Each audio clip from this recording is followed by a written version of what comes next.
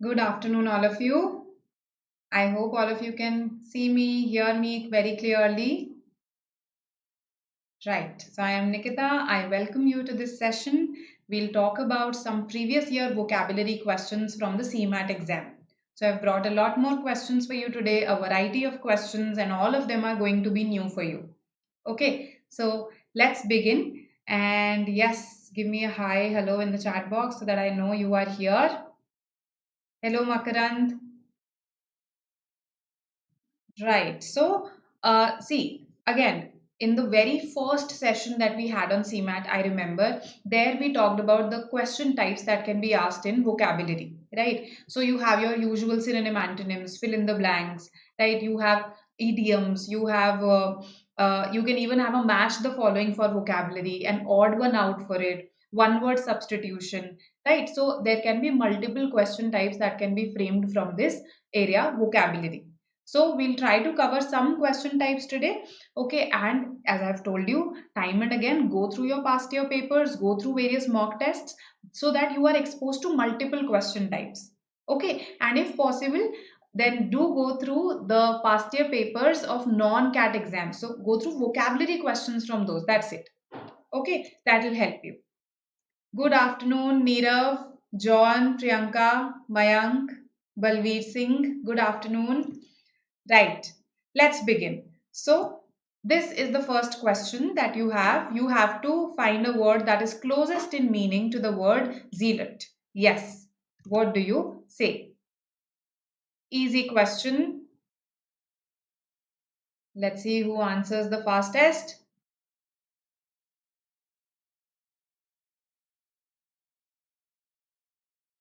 Yes, fastest fingers first. Hello, Muskan.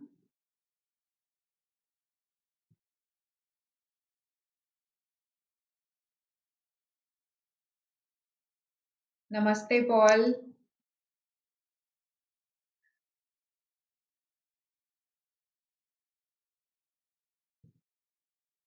Okay, Muskan has answered the fastest. She says D. Okay. Makarand also says D. All right. John says D. Paul says pinnacle. Satvik says no idea. All right. What about others? Yes. I want more responses. This is an easy question. Neerav, what do you say? No, Kushi. You're not late. I hope I've pronounced your name correctly. This is the first question that we are doing. So, Prajwal, the key to getting vocabulary questions correct is to practice more and more. See, uh, vocabulary at the end of the day is based on two things: your knowledge and whether you're able to eliminate options correctly or not. So the knowledge base matters a lot in vocabulary questions, particularly in direct questions like these. So zealot, I do need to have some idea about this word. And see, the more you read, the more you get acquainted with such words. Let's say even if you do not know the exact meaning, then also zeal is, what is zeal? Enthusiasm to do something, right? When you have this great enthusiasm to do something, you have zeal for it. So, zealot would be somebody who passionately advocates for something, who passionately supports something. That person would be a zealot person. The thing is that this word has a negative image. Instead of having a positive image, we call this connotation. It has a negative connotation, right? So a zealot would be somebody who blindly follows a cause, blindly supports a cause, right? So now you have to find the synonym for it. Now, maximum does not fit at all, right? Irreverence. Irreverence means reverence is respect. Irreverence is lack of respect. So, of course, this does not match zealot at all. Zealot is somebody who passionately supports something, would in fact respect that cause. So, irreverence is eliminated. Now, one of you said pinnacle. One or two of you are saying pinnacle. So, just try to recall where you've heard this term, where you've read this term. The pinnacle of success. Okay, so I remember reading this in this context. She reached the pinnacle of success, right? The pinnacle of something. So the pinnacle of anything is its topmost point, its highest point. That is pinnacle. Yes. Can you give me some synonyms for pinnacle? Tell me some synonyms for pinnacle. Zealot does not mean fantastic Bhaskar. Zealot is somebody who shows blind allegiance to a cause. Okay, so see this. Uh, just a second. A synonym of pinnacle would be acme, apogee, zenith. Right. So these all of these stand for the topmost point of something. Acme of success, zenith of success. Okay, apogee again the topmost point. So pinnacle means that, and therefore is not really related to zealot. Even C is eliminated. So good. Those who said D, quite a few of you said D. Uh, zenith, peak, top, absolutely correct. Acme, yes. Now protege. What does protege mean? Protege. Yes. And there's another word, prodigy, a similar sounding word. Yes. What do these two words mean? Come on, tell me. Protege and prodigy. They sound similar, but they have different meanings. So, common confusables. Okay. So, see this. Prodigy is, you must have heard of patron, the word patron. Patron is someone who supports, let's say, someone else in their career through money. Okay. So, patron protege relationship. Patron protege relationship, right? So a protege is the one who is being supported or guided by someone who is perhaps supporting this person in money terms, in terms of mentorship, right? So that is protege. Protege is not associated with zealot or partisan. Okay, so first things first, protege is not a synonym of either zealot or partisan. Second is that protege stands for somebody who is supported by another, guided by another influential person in money terms, in terms of expertise, etc. Okay, now what is prodigy? Prodigy. Prodigy is related to intellect. Yes, correct. Correct. Priyanka, Nandita. Prodigy. No, prodigy is not curiosity. Prodigy, a child prodigy. We say this, no? So somebody who shows remarkable intelligence, right? Somebody who is talented, extraordinarily talented. That person is called a prodigy, like a math prodigy, a computer's prodigy, okay, a child prodigy. So usually used for young people who tend to show extraordinary intelligence in a particular field. Right. So my point here is that protege is not related to partisan zealot. Protege and prodigy are common confusables, and I have told you the meanings of both. Now, zealot, the answer is partisan. Partisan, as the word itself has part in it or party in it. Basically, you are supporting one particular part. You are partial towards one particular thing. So you can actually associate partisan with partial. You blindly support a cause, right? That is what partisan people do, right? In case you read the newspapers regularly, you must have heard of this partisan politics.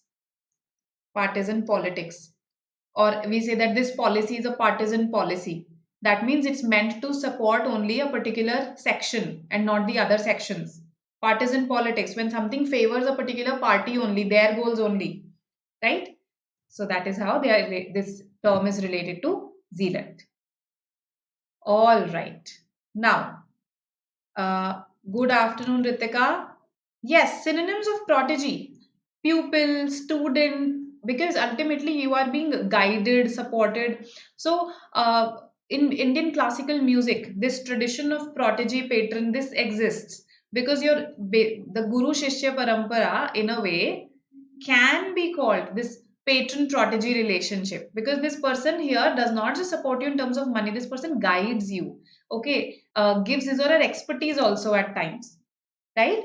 So yes, protege can be student, pupil, sort of a trainee, right? These words are synonyms. Okay, now moving on to our next question. uh, Prodigy means the same as a talented person. Prodigy would be a synonym of genius, yes. So, somebody, if you want to call them extraordinarily talented, so genius, um, You can say, somebody who's a mastermind. These are synonyms, right? So extraordinarily talented, that is what I'm talking about here. Okay. Patrons, okay, okay. I understand, Priyanka, where you're coming from. So, patrons are supporters. Patrons are supporters. You can't call them fans. So, in the world of social media, on Instagram, on YouTube, we do have patrons, right? We say this that this has become possible because of the support of the patrons. Usually, those patrons are your fans in the world of social media. Those are the people that support you, right? However, as a word, patron does not mean a fan, it means a supporter. Okay. A mentor. Correct, correct. All right, then. Let's look at the next question. Phrasal verb. You have to choose the correct prepositional phrase in the question. Why have I put it under vocabulary? You'll get to know shortly. Answer this. A very easy question. Yes.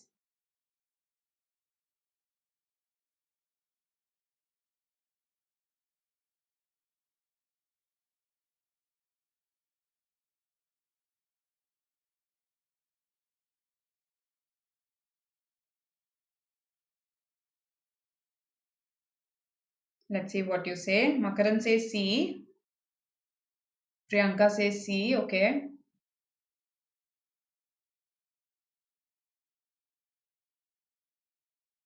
Okay. Okay.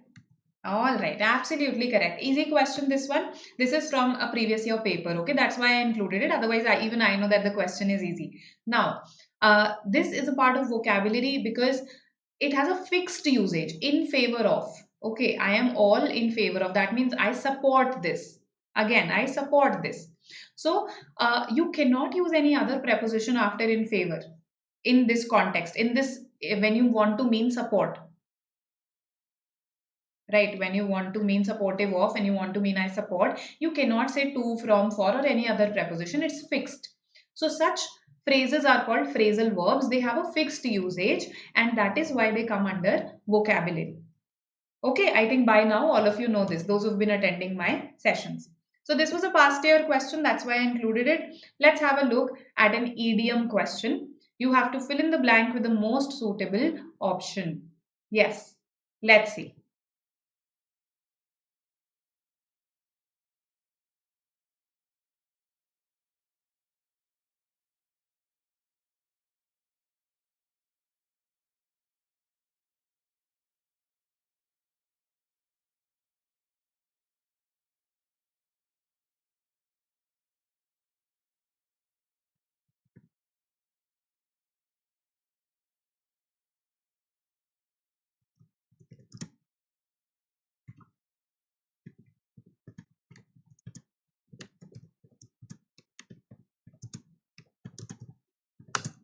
Okay, I've got B, A, all right, all right. B again. Okay, so means you're confused between A and B. Okay, there's a tie, it seems. No, the tie has been broken by A. All right. Let's see, let's see. Want a substantial number of responses for one option. Okay, D also I've got. Some of you are saying D as well. As old as the hills. She is as old as the hills. Somebody who is as old as the hills. Let's say you do not know the meaning of this idiom. Okay, but let's take a guess. If I'm calling someone as old as the hills themselves, that means this person is very old, right? So I am talking about his daughter here. Of course, she is not somebody who is very old. The father is very old, right? So D should have been eliminated. Then she's tried to teach an old dog new tricks. First of all, this should have been trying, but that's a very minor point. If you do not know the meaning of this idiom, you're trying to teach an old dog some new tricks. So probably this old dog would face problem in learning these new tricks.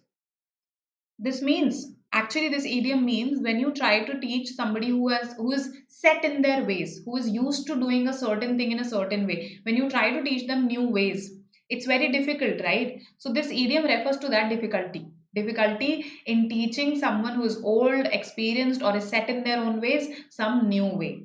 So, in fact, this one also does not fit. She's not trying to teach anybody anything.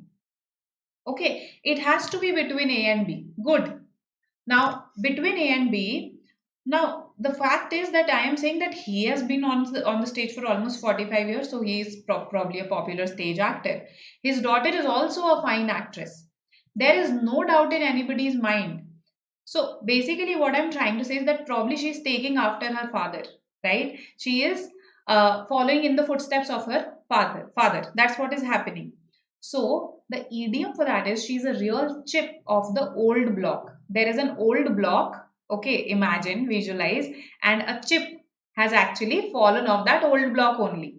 So basically, she's in a way made of the same stuff that her father is made of.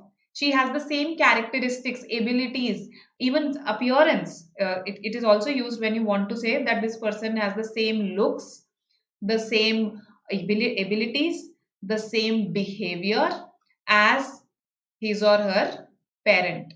For that, we use this, a real chip of the old block. Okay, so B is our answer.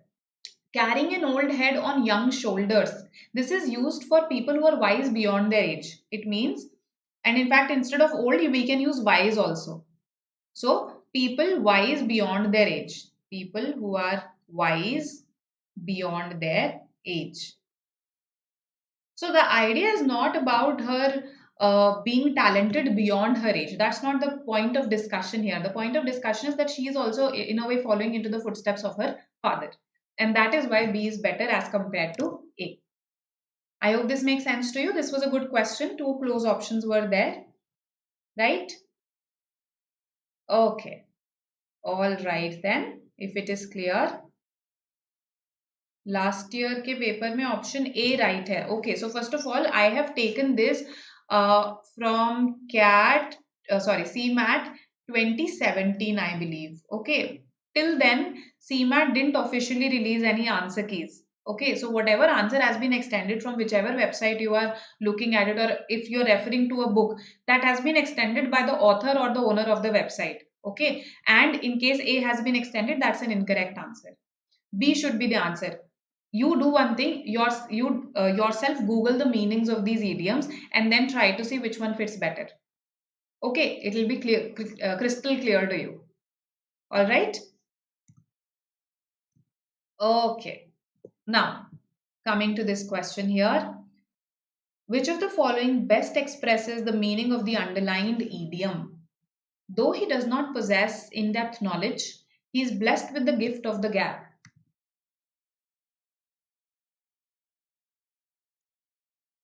Probably S.K. Sinha. Is that the book?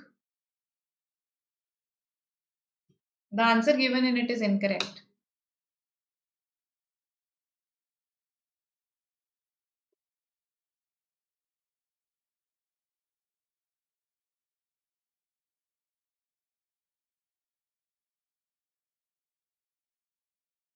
Okay, okay. B, D, B, all right. D, B, D. Okay. B again. So more of B's, I think, and some D's. Okay, so good that you narrowed down to B and D. Now, the gift of the gab. You know, a gabby person. A gabby. This is actually a word. A gabby person is someone who talks very fluently and in a very slick and glib manner, right? So, somebody who will try to persuade you through his or her words. You can imagine sales and marketing persons here. So, the gift of the gab is when you talk very smoothly. You're a smooth talker, okay, in a very slick and glib manner. So, B is the answer here. Power of eloquence. Eloquence is somebody who talks in a very appealing manner, in a manner that influences you. So D is the answer here, right? Self-praise, no. Capacity to speak. See, all of us have the capacity to speak. Yes, we have that ability that we can speak, but only some of us can speak in an influential manner, right? So D is the answer here. It's not about bragging or boasting, so C is eliminated. Yes, articulate. Okay, and moreover, Gabby has a slightly negative connotation. When you call someone Gabby, no, you mean that okay, this person talks very smoothly but could trick you, right? That's why I said imagine sales and marketing persons and a slick, smooth talker. When you call someone a smooth talker, no, again, that's not a good compliment as such. Smooth talker or slick talker, right? So, slightly negative connotation this carries. All right. So this was an idiom for you. Now fill in this blank. The young, physically challenged boy surprised his discus throw opponent with his dashed strength.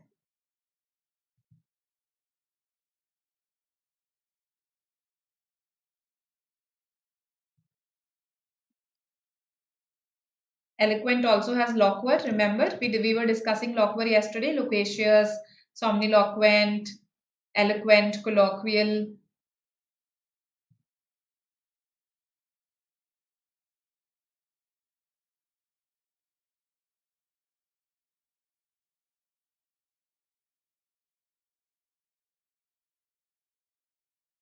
Mhm.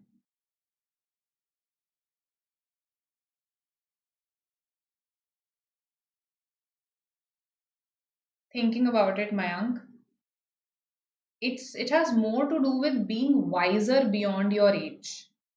So, if let's say she were teaching her father some new ways of acting, some ways that now work in today's world, uh, that probably could be considered carrying an old head on these young shoulders. That could be considered that. Monetary help, not necessarily. It's about somebody who has more experience of life, somebody who's wiser. So it has to be related to that. Okay, A, B, C. All right, all right. Mostly I've got A and B, just one C, I think. Okay. Ostentatious. How can B be the answer? Ostentatious. What is ostentatious? Yes. Tell me. What is ostentatious? Those who are saying A, you must have rejected B, right? So, what is ostentatious? Okay. So, an association for you. In the eyes of outsiders, as in the eyes of foreigners, Indian weddings tend to be ostentatious, very show offy, very extravagant. That is ostentatious. So here, ostentatious, it's not, his strength was not extravagant, show offy, or pretentious in any manner. No. He surprised his discus throw opponent with his dash strength. So his discus throw opponent thought, okay, this person is a physically challenged person, so probably he will not have a lot of strength. But this person surprised him with his strength. So what kind of strength would it be? Frisky is playful energy. When somebody possesses playful energy, that is frisky, right? So, possessing playful energy would be frisky. So, no. Wiry is the one that fits the best here, okay? His wiry strength. Again, I know some books give C as the answer, but you yourself think about it. This person is physically challenged, so we don't expect him to be very athletic, very strong physically. Okay, and wiry means somebody who is lean but tough, but athletic. Okay, muscular. So that person is a wiry person. Okay, possesses wiry strength. So doesn't this fit better with our context? Yes, so that is why wiry. Here we are not saying that okay, he appeared serious, but then he turned out to be frisky. It wasn't about having this frolicsome, playful energy here, right? So A is a better fit as compared to C. And I expected you to actually narrow down to A and C here.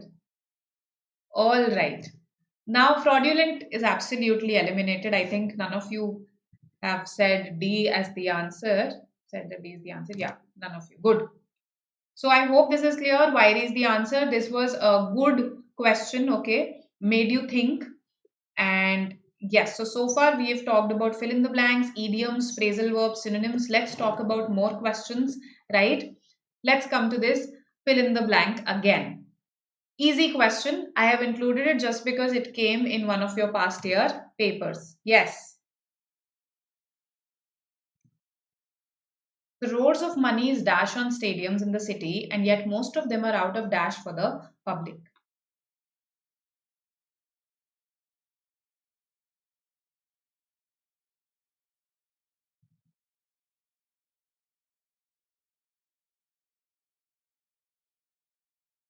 Okay. I've got my first response. What about others?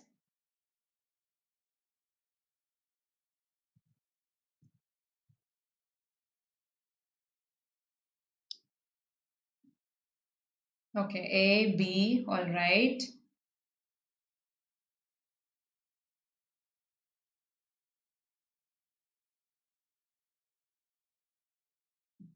Okay. So quite a few of you are saying B. Good. Easy question. B is the answer. Now, crores of money is spent on stadiums, right? Made on stadiums. Okay, you're talking about making money. All right, even made fits here, but boundaries does not fit. The expression is out of bounds. If something is out of bounds for someone, that means it's off limits, right? Off limits. You can't access it, right? So out of bounds is the expression, not out of boundaries. And that is why B has to be the answer. So became a vocabulary question through this standard expression out of bounds. Right? Otherwise, the words were not very difficult here. Easy words, no difficult vocabulary words. Let's have a look at this question. So, one of these fits in blank A and one of these fits in blank B. These are the combinations that are given to you. Tell me which combination is correct. Yes.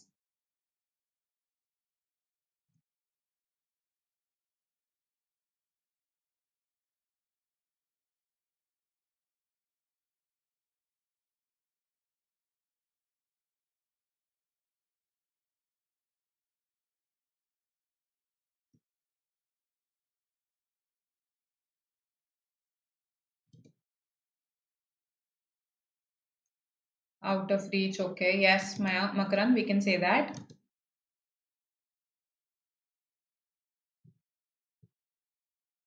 So, this question does require some thinking.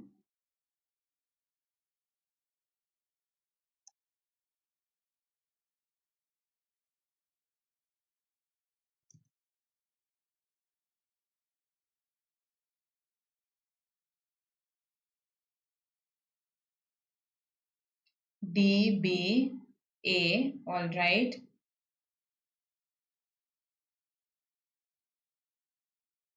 Okay. D, B.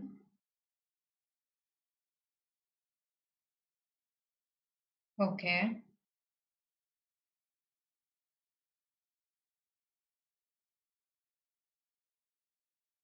Okay. Quite a few of you are saying D. Okay.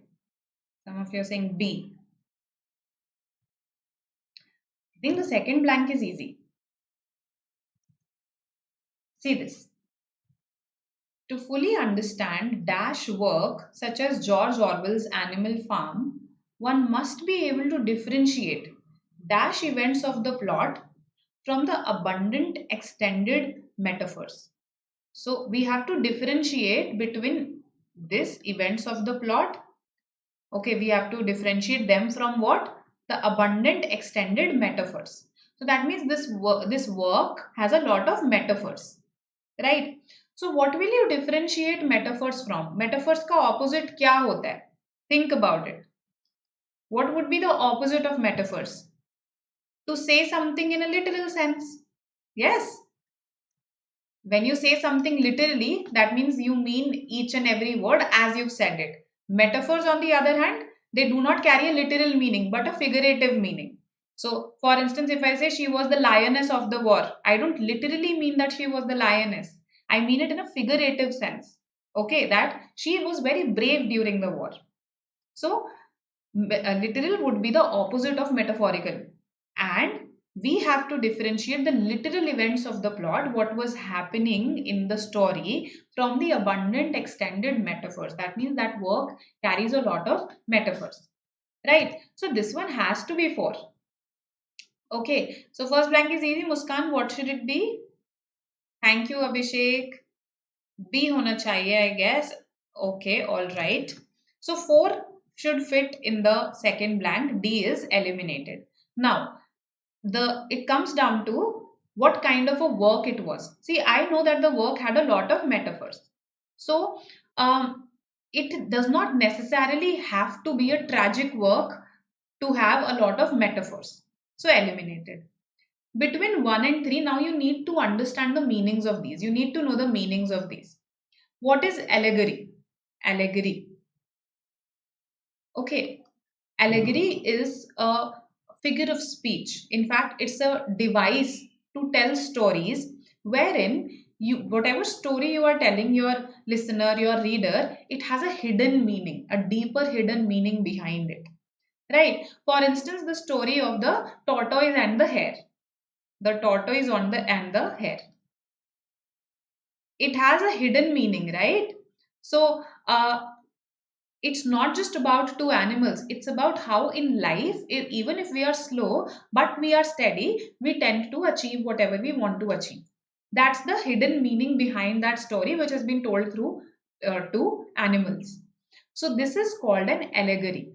Allegory is a story that has hidden meanings, that uses metaphors.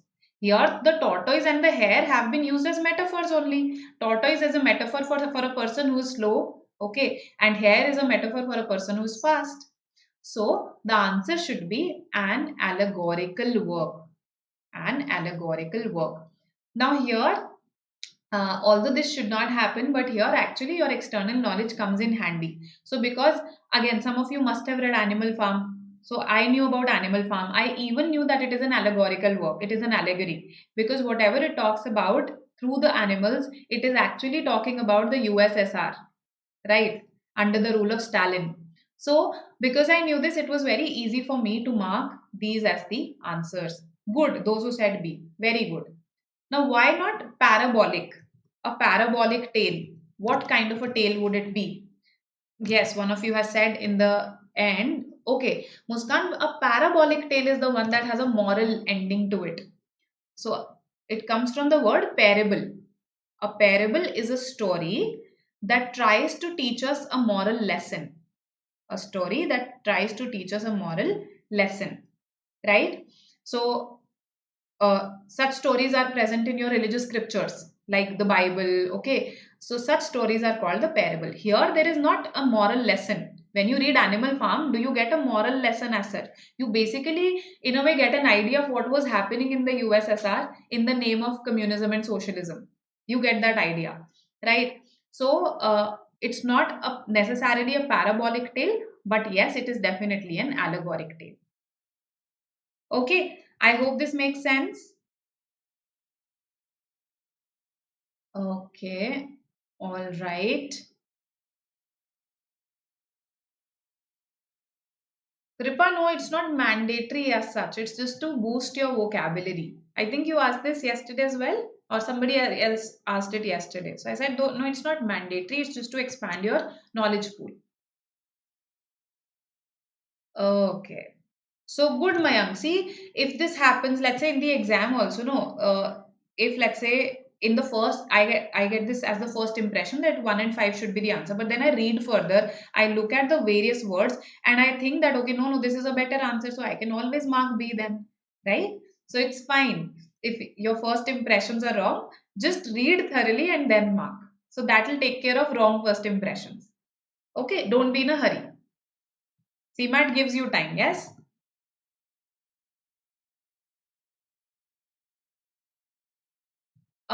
See, okay, it has a hidden meaning, right?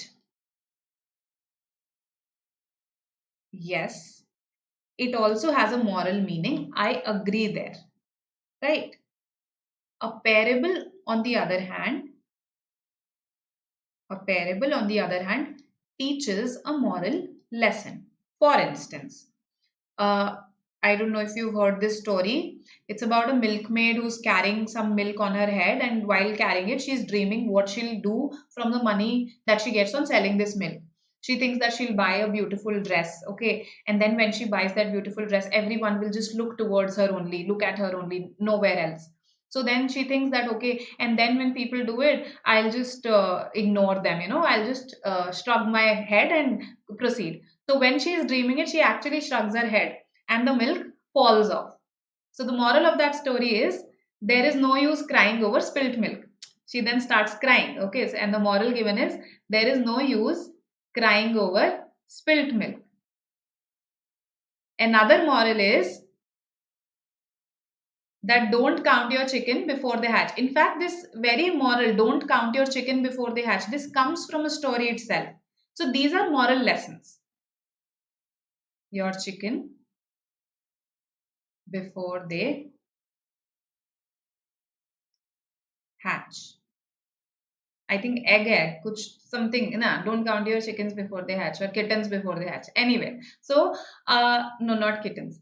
So, the point is, these are stories with moral lessons. They're trying to teach you something. Now, Animal Farm did have a hidden moral meaning. What was the hidden moral meaning? Basically, George Orwell was trying to tell us that how the ideology of socialism had been twisted by the USSR to suit their power pursuits. Okay, that was the hidden meaning that he was trying to convey through it, and he was trying to show this that what was happening was not right. Yes, he was trying to show that what was happening was not right. It had been twisted, right? So teaching a moral lesson versus carrying a moral meaning, they are two different things. One thing, so that's why 3 is eliminated. And yes, if I just look at this part, if I just look at this from what has been told to me and I don't apply my external knowledge there, so you are right, the moral part has been missed out on. It's the hidden part that is present through the metaphors thing. But because parabolic does not fit here, one has to be the answer, right? Tragic and parabolic can still be easily eliminated. Figurative. Figurative means metaphorical. Figurative is metaphorical. Okay, figurative means metaphorical meaning. Okay, figurative is related to figures of speech in a way. So figurative, metaphorical. All right. I hope it is now clear to everybody and we can proceed. Any query, please ask. In any of the questions done so far, you can ask. All right, let's move to the next question. Meanwhile, you can type in any queries that you have. You simply have to give the meaning of this idiom. Again, a previous year question. Let's get down to the brass tacks. Yes, what does it mean? And then we got down to the brass tacks.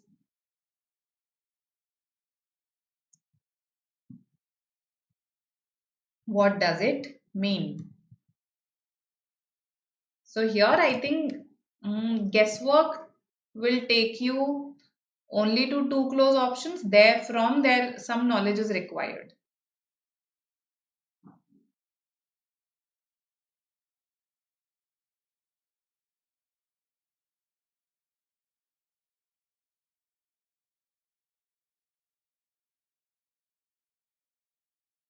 Okay, let's see what you say. A, B, all right, again. Okay, okay. Anybody who says C or D?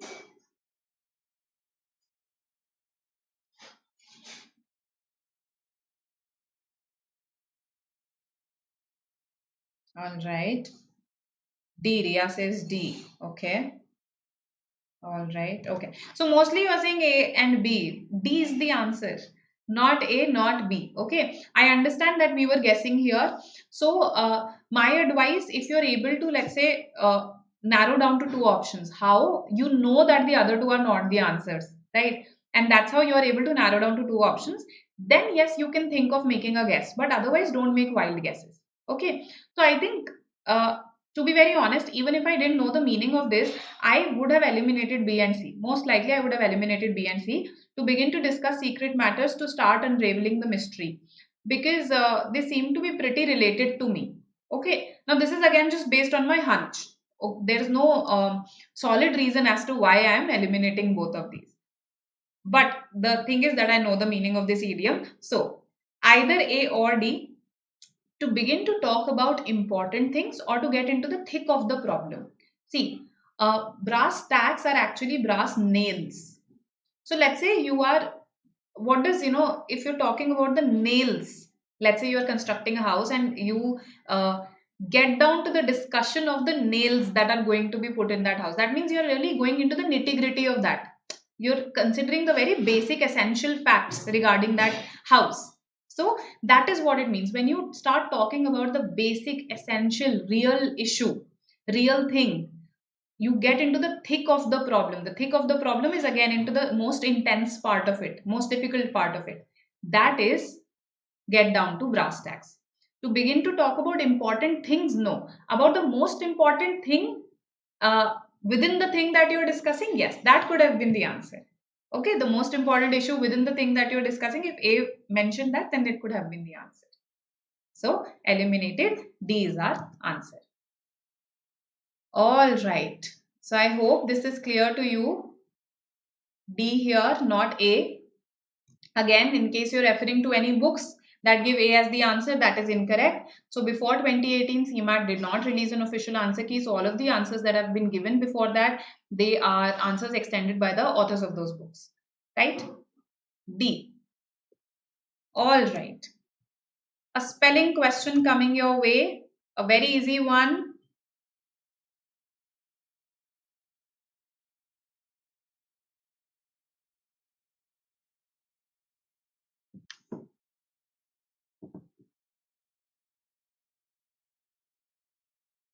So here's a creative message but by our team with multiple skin colored thumbs ups asking you to hit the like button.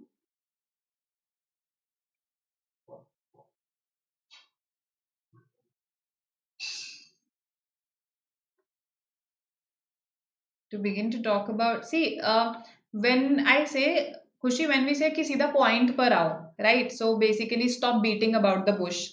That means I'm telling you that okay, come to the point, cut to the chase. That again I'm telling you, come to the point. So when I want you to talk about the real issue, the point, the main point, and not talk about the issues surrounding it, I'll tell you, don't beat about the bush. About and around both are acceptable.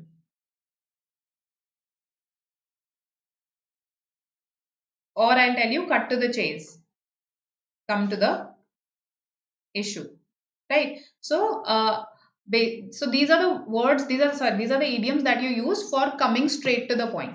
Okay, talking about important things, an exact idiom for that would be difficult for me to come up with, right? Spelling, okay, correct, Muskan, absolutely, Rahul, absolutely correct. Okay, ameliorate is the word. So there is an O missing here. Ameliorate. Okay, so O was missing here. Others are correct. Okay, now this is an important lesson for you. See, harassment has a single R, whereas embarrassment has a double R. In both the cases, we have a double S, but harassment has a single R, embarrassment has a double R. Remember that. So I always remember it like this. Embarrassment is a longer word, so double R. Harassment is a shorter word, so single R. Right? Stain, a very easy word with the correct spelling. What does ameliorate mean? To ameliorate. Yes. What does this word mean? Ameliorate.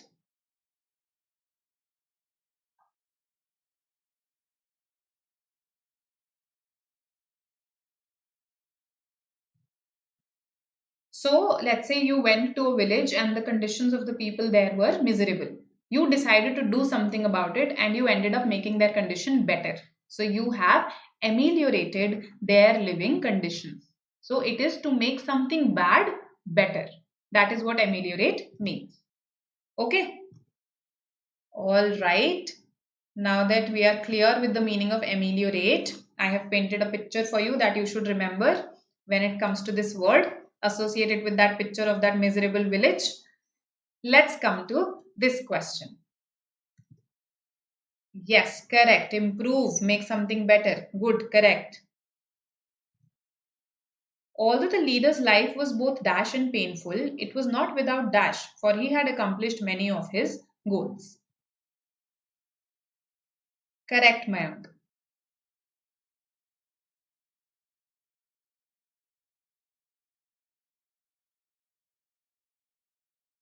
Antonym, yes. Deteriorate would be an antonym, correct? Yes, correct, Muskan, to lessen the severity of the situation.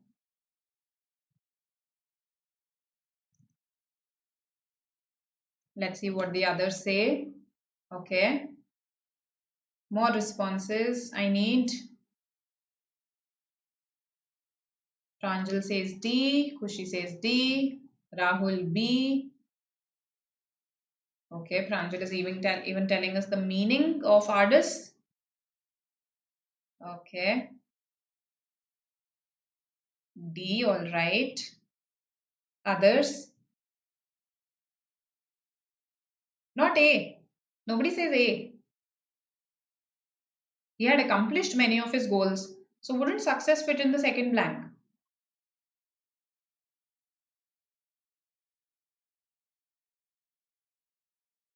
C, all right. C, D. So, okay. Basically, I've got B, C, and D. Nobody is saying A. Okay. Let's see. So, both dash and painful. When we have this and, okay, and I have to fill in one of the blanks here, usually the words tend to carry the same connotation. Either both are positive or both are negative. So with painful, I am looking for something that has a similar image associated with it. Arduous, yes, it is that word because it means, as one of you told us, it means, yes, Pranjal was correct. That's something that requires strenuous efforts from our side. Okay, so arduous is the word. Now, both arduous and painful. It was not without satisfaction. So he was still satisfied. Even though his life was arduous and painful, he was still satisfied because he had accomplished. For here means because. For means because. Okay, he had accomplished many of his goals. So D, Delhi is the answer. Now, A does not fit because magnificent and painful don't go hand in hand. What is magnificent? It consists of two roots, magn and fic.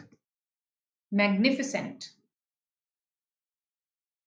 Something that's impressive. Okay, that is magnificent. Magn means great. Fic means to do.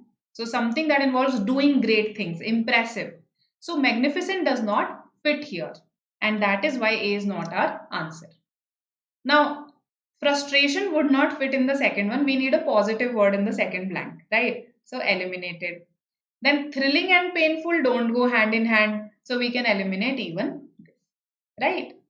So our answer is yes, artist is difficult and challenging. Our answer is D, Delhi here, not C. Does that make sense? Those who marked C, he had accomplished already, he had accomplished. I understand your marking ambition there. Okay. But thrilling and painful do not go hand in hand. So this was a fill in the blank. In fill in the blanks with two blanks, always take care of the context for both of the blanks and then eliminate. Acha, ye 1 ke basis pe eliminated, ye 2 ke basis pe eliminated. So this won't fit in the first blank, this won't fit in the second blank. That way keep eliminating. Right? Yes, magn is huge, great, large, absolutely. Okay. Any query? Anything that you didn't understand?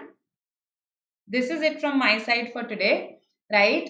So we saw a variety of questions. We'll see even more questions because we are going to have some more language comprehension sessions, which will be mixed sessions. There also we'll discuss some vocabulary words. For now, this is it. I hope you like the session, right? Do subscribe to our channel for more such sessions, okay, for getting such updates. This is our current ongoing VAT PI program. This is our ongoing batch, CAT 2022. And yes, if you have any queries, you can always join our Telegram group. All right. Thrilling and painful because, see, I'm trying to show that he experienced a lot of hardships in his life. So if I want to convey the hardships, thrilling would mean adventurous. So I mean, artist is a better fit there when I'm trying to show something with painful. Okay. Welcome, welcome. Bye. See you.